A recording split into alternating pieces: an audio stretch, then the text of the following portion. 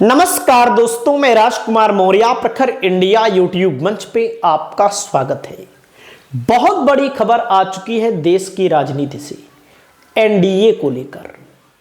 जब से गृह मंत्री अमित शाह ने संसद के अंदर बाबा साहब भीमराव अंबेडकर के ऊपर बयान दिया है कि अंबेडकर अंबेडकर अंबेडकर करते रहते हो, जितनी बार अंबेडकर का नाम लेते हो उतनी बार अगर भगवान का नाम ले लो तो 7 जन्मों के लिए स्वर्ग मिल जाएगा।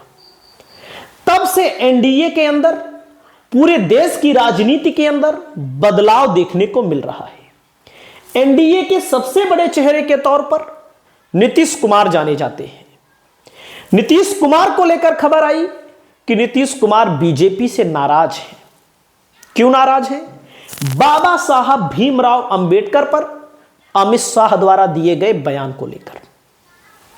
दूसरी बात क्या है कि अमित शाह से मेन स्ट्रीम मीडिया के द्वारा इंडिया टुडे के कॉन्क्लेव में पूछा गया कि बिहार में नीतीश कुमार के चेहरे पर चुनाव लड़ोगे? तो मोटा भाई जिनको बोला जाता है, अमित शाह के द्वारा कहा गया कि यह पार्टी तय करती है।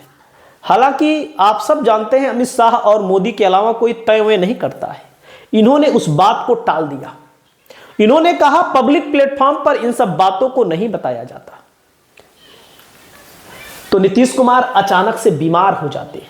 आप सोचिए कौन सी बीमारी है, 2 दिन पहले बीमार हुए, 2 दिन बाद फिर ठीक हो गए। मौन अवस्था में है इस समय नीतीश कुमार। और बीजेपी के अंदर और नीतीश कुमार के अंदर सही सब कुछ नहीं चल रहा है। बीजेपी की मजबूरी है, थी, अब भविष्य में रहेगी कि नहीं रहेगी इसकी कोई गारंटी नहीं। क्यों? बिहार में कुल 243 विधानसभा की सीटें हैं। बहुमत के लिए 122 चाहिए। जेडीयू के पास 45 जीते थे लेकिन वर्तमान में 43 ही बचे हैं। बीजेपी के पास 80 है, हम के पास 4 है। 122 बहुमत के लिए चाहिए। अगर 84 घटा देते हैं, 84 का जुगाड़ है उसके पास, बीजेपी के पास 80 और हम के पास, जीतन राम मांझी के पास 4, 84, 38 सीट चाहिए, 38 विधायक चाहिए। और बीजेपी जेडीयू को तोड़ना चाह रही है, लेकिन भाई 38 चाहिए तो 45 में 38 तोड़ना मुश्किल है। 10-5 की बात होती, 10-15-20 की बात होती तो बीजेपी तोड़ लेती। इस मामले को लेकर के बीजेपी उलझी हुई है। अगर बीजेपी ने अपना मुख्यमंत्री किसी भी कारण से कैसे भी, अगर बीजेपी 10 दिन के लिए बना ले, 1 महीने के लिए बना ले, उसके बाद चाहे सरकार गिर जाए, तो बीजेपी का एक चेहरा बन जाएगा बिहार के अंदर, जो बीजेपी के पास है नहीं, बदलती रहती है। कभी सुशील मोदी को लाई, कभी सम्राट चौधरी को लाई, कभी अलग लोगों को लाती है। तो बीजेपी के पास मुख्यमंत्री पद का चेहरा नहीं है, इसीलिए बीजेपी बिहार में बहुत परेशान है। और वहीं पर दोस्तों आप सब जानते हैं, ये 2 नेताओं को बीजेपी ने हाईजैक कर लिया है।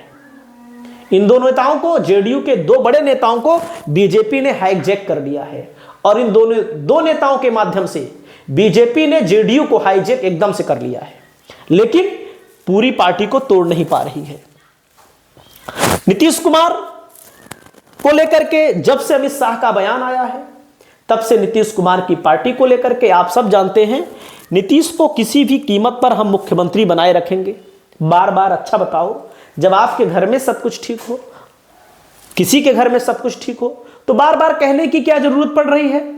इसका मतलब इनके प्लान के बारे में नीतीश कुमार को पता चल गया है कि अमित शाह क्या करने वाले हैं। जब से शिंदे को इन्होंने ठुकराया है, शिंदे मुख्यमंत्री भी नहीं बने, होम मिनिस्ट्री भी नहीं मिली, और शिंदे इस समय नाराज हैं, उप मुख्यमंत्री बने हैं भले।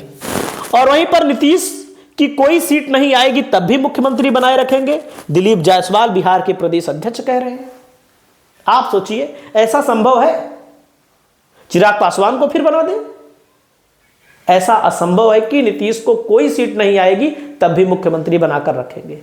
ये सब क्या है? ये सब एक ड्रामा चल रहा है इस समय। बिहार में नीतीश कुमार थे और रहेंगे, वो वही सम्राट चौधरी हैं। कह रहे थे अपना मुरेठा तब तक नहीं खोलेंगे जब तक नीतीश कुमार को उखाड़ कर फेंक नहीं देंगे, मुख्यमंत्री की गद्दी से उठाकर फेंक नहीं देंगे। तो वही नीतीश कुमार है, वही सम्राट चौधरी है। तो दोस्तों मैं आपको बताना चाहता हूं कि कुल 243 सीटों में 122 सीटों के लिए आरजेडी 77 पर जीती थी 2022 में। 2020 में जब चुनाव हुआ, कांग्रेस भी एक वीकनेस पॉइंट थी, 70 सीटों पर लड़ करके 19 जीती थी। CPI-ML 11 seat, CPI 2 seat, CPM 2 seat, Owaisi के 4 विधायक जो 5 जीते थे, 4 आरजेडी के साथ चले गए, ओवैसी के पास केवल 1 बचे।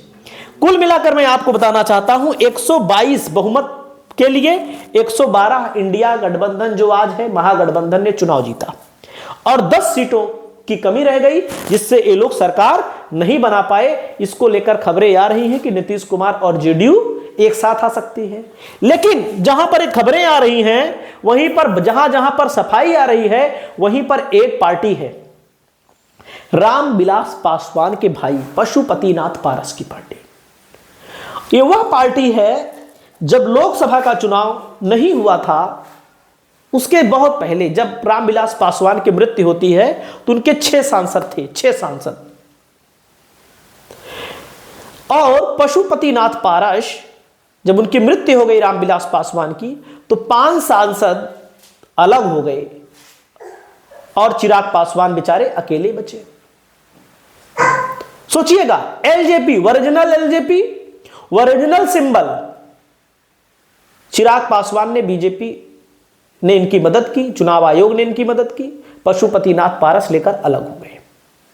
लेकिन 2024 का जब लोकसभा चुनाव आया तो जब बीजेपी को पता लगा कि पशुपतिनाथ पारस के पास जनाधार की कमी है या नहीं है, तो बीजेपी ने चिराग पासवान का साथ नहीं दिया। बीजेपी ने किसका साथ दिया? बीजेपी ने इनका साथ दिया, पशुपतिनाथ पारस का। और मैं आपको बताना चाहता हूं, इन्होंने कह दिया है कि अब हम बीजेपी के साथ लड़ेंगे। बीजेपी के कहने पर 2 धड़े हो गए पार्टी के, और बीजेपी ने इनका इस्तेमाल किया। लोकसभा चुनाव से पहले चिराग पासवान को समाप्त करने की पूरी कोशिश की, लेकिन बीजेपी ने इनको एक किनारे लगा दिया है। तो एनडीए के घटक दल थे अभी तक, इन्होंने एनडीए का साथ छोड़ दिया है। आरजेडी के साथ जा सकते हैं, आरजेडी के साथ भी जा सकते हैं, लेकिन आरजेडी के साथ जाने से इनको फायदा होगा, आरजेडी को फायदा होगा कि नहीं, ये थोड़ा कह पाना मुश्किल है। हालांकि एनडीए का एक विकेट इस समय बिहार की राजनीति से गिर चुका है। आपकी क्या राय है? आप अपनी राय को बताइए। नमस्कार।